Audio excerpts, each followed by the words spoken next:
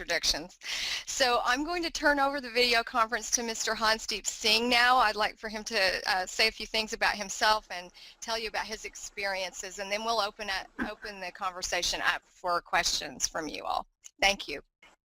Marcia and TBFF, thank you so much for inviting me to speak again for the second year. It's definitely an honor and privilege. I truly enjoy speaking to young people, and I hope this is going to be an incredible engagement.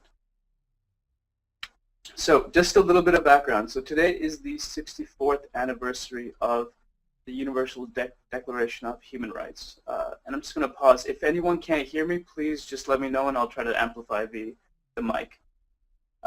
So what's the value, what's the importance of this document?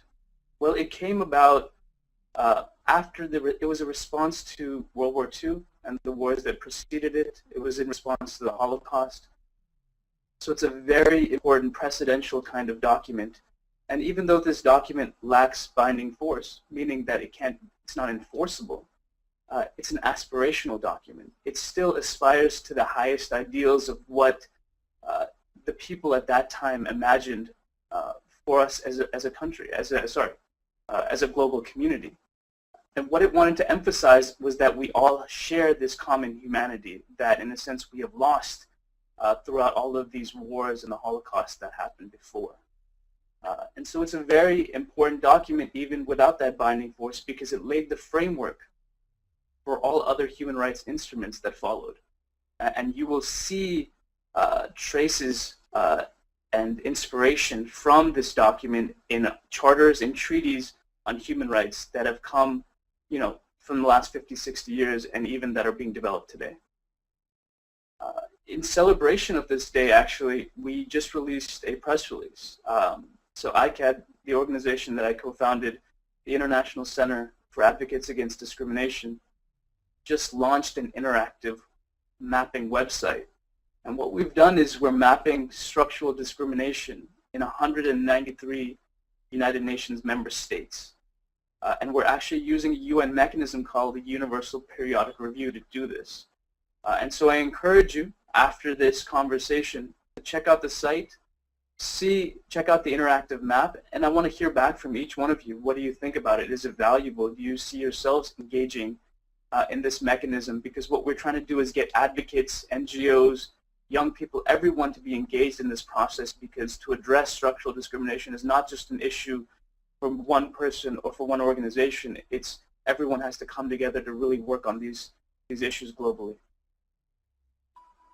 Some of the work that I've done previously, I've worked at some of the tribunals, the Yugoslavian Tribunal on War Crimes. I've worked on the Rwandan Tribunal for Genocide.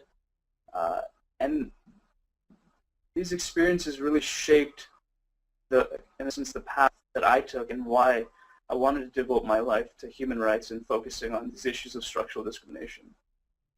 At the War Crimes Tribunal, I actually got a chance to sit in chambers right in front of the judges, and I was sitting literally 5 feet from some of the most notorious army generals who are being convicted for war crimes, crimes against humanity, and genocide. In Rwanda, I was with the Office of the Prosecution, and I was able to hear some of the most horrendous stories of individuals losing their entire families, and they were the only surviving person.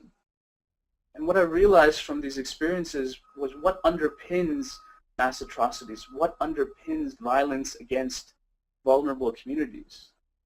And me and my colleague came upon the idea that discrimination, and specifically structural discrimination, which we can discuss more later, underpins why these atrocities happen over time.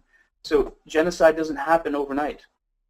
It is decades of dehumanizing individuals, stripping people of their dignity, stripping people of their rights through laws, through policies, through judicial judgments that eventually leads to the impetus for violence against these communities and genocide. So I'm hoping, everything today is on the table. You can ask me anything. Be as forward and direct as possible. I will try to do my best to answer all your questions. And thank you again for being here.